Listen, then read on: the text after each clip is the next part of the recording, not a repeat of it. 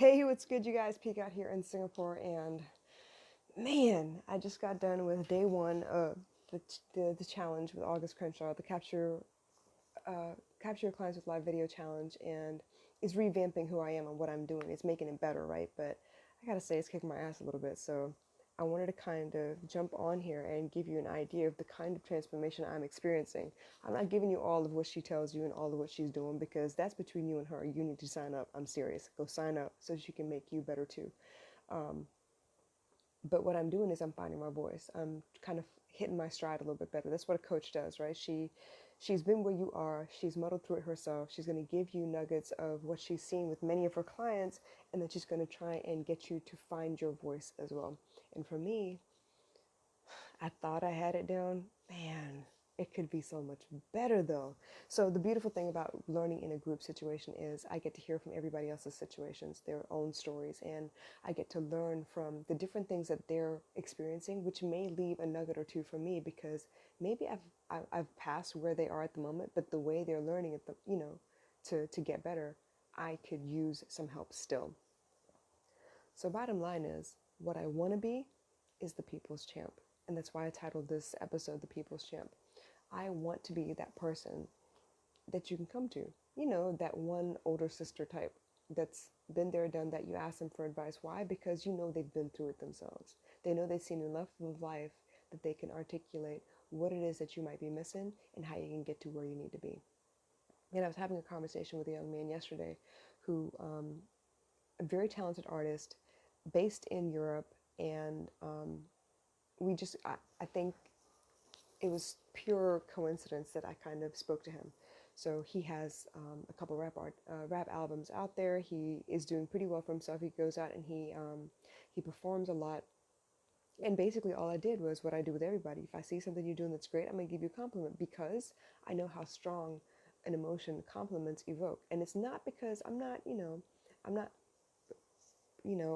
what is that? In Tamil it says icebreaker. I'm not throwing shade. I'm not gassing you up.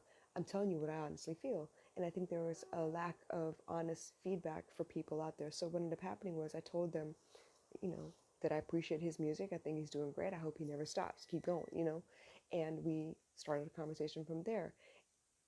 And all of a sudden he fell off. He stopped talking to me. And I was like, all right, cool. This isn't the love connection or anything either. I'm just speaking to him like I would to my little brothers, basically. And at some point, he decided, well, in his own mind, he decided, well, she's friends with too many of us rap people. I don't think I can trust her. And I was like, okay, cool, because I didn't know that's what he did until he came up out of the woodwork and talked to me yesterday. And he said, in so many words, well, you're friends with everybody. And I just didn't feel like, I was special because I thought you were only speaking to me, but you're speaking to everybody. And I was like, well, you know what? I'm like a big sister to everybody. That's who I am. I'm not out here looking for love in all the wrong places. I am hoping to build a community of people that can stand to be in the same room, even though they're doing all the same things, because they respect one another. I think a lot of times in the music industry, we all feel like we're in competition with each other. And even then, just not the music industry, in every industry. If you teach a language and another person teaches language, suddenly you feel like, oh, well, if I'm not better than them, they're going to get all the clients. That's not the case. They might not resonate with the other coach. Maybe they speak differently than you do, and the words you use resonate with them better. So it's not like that. But this is the way he internalized the fact that I speak to a lot of people. I keep in touch with a lot of Sri Lankan Tamil artists, mostly because eventually I would like for all of us to be able to celebrate each other and stand together on a united front, because I think it's important for my particular culture, my particular country people. Yeah. Anyway, but that got me thinking while I was in this challenge today, because that's the kind of person I am. A lot of times I've had situations in my life where I was worried about something, I was going through something, I didn't know how to handle it, and yeah, somebody suggested, why don't you go seek counseling, go to therapy, go figure that out. And while I did that, a lot of times what would end up happening is I would sit there, I'd pour my heart out, and I'd explain what I understood from the situation.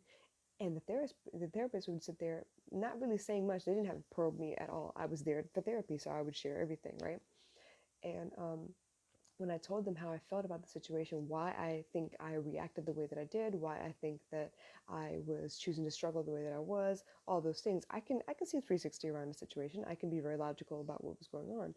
What they would end up telling me is, well, you're very self-aware. You don't need therapy. And I was like, well, just because I see 360 degrees around the situation doesn't mean I'm healed, because it still hurts.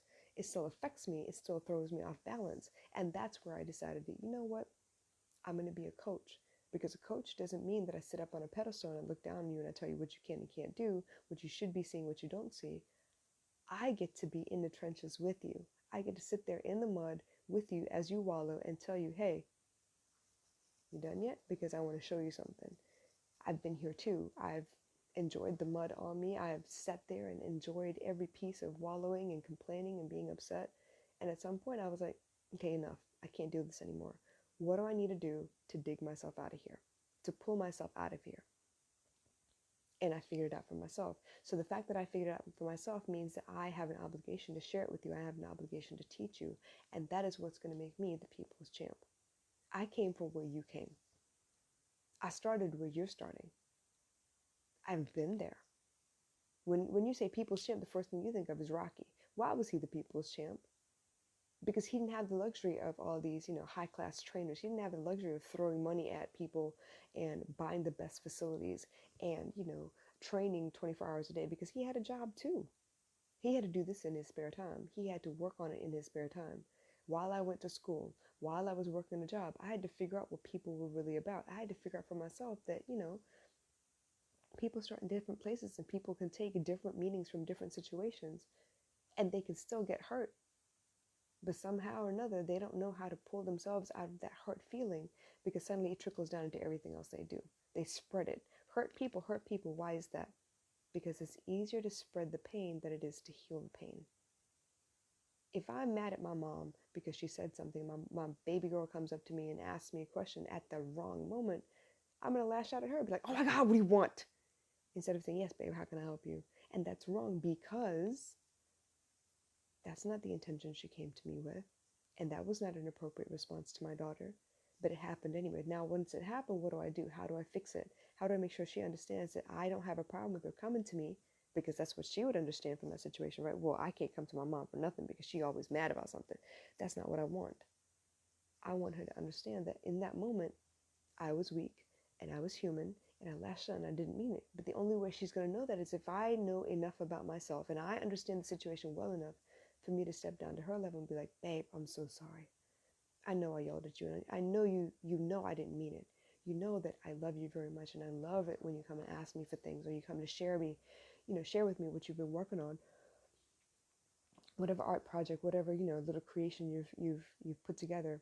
I want to see all those things.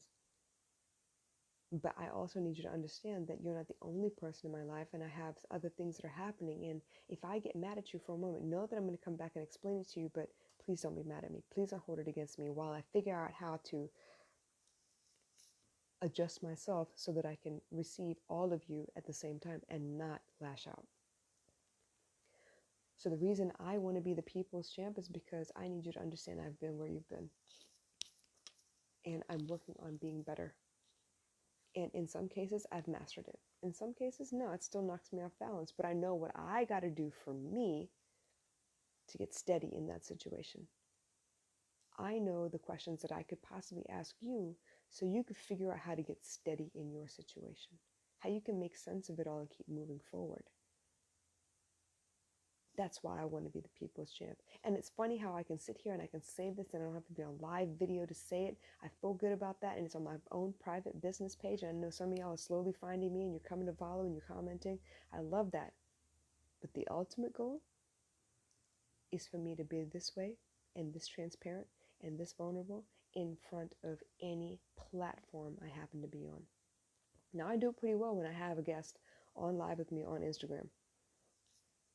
I need to get this good when I'm live on my personal page on Facebook. I can do this one-on-one in person with you. That's easy because you're already in front of me. I can do that. But when it's 100 of you that are live on Instagram and all of you could jump in and chime in possibly, I get nervous. I get thrown back to that space I was in when I was in uh, Dr. Kern's speech class in high school, and I would stand up at the front of the class with a prepared monologue that I had memorized, and my knees would be shaking, palms sweaty. I couldn't make eye contact with the crowd because I knew if I made eye contact with one person, I'd forget what the hell I'd memorized. I'm back there. And this is just a muscle. I just got to flex it a couple more times and work it a couple more times, and it won't be so difficult and scary anymore. But I got to amp myself up to do that. I got to do this. I got to figure this out. I got to find my voice again. So I love what I do.